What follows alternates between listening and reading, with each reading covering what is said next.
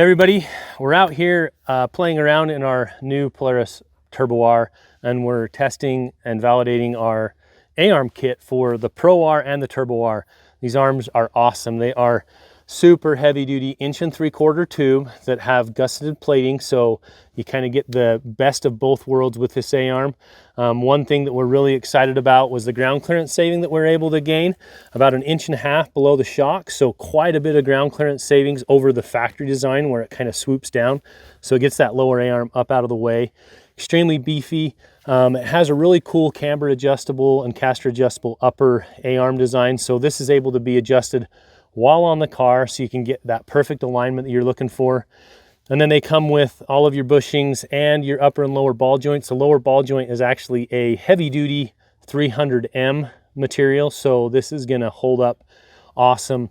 So if you're looking for a replacement ball joint, that's also a good one for your stock arm. But these arms are available basically now at zebrosracing.com, or reach out to your local Zebros dealer and get a set of our new Pro R, Turbo R, Pro Max A-arms right now.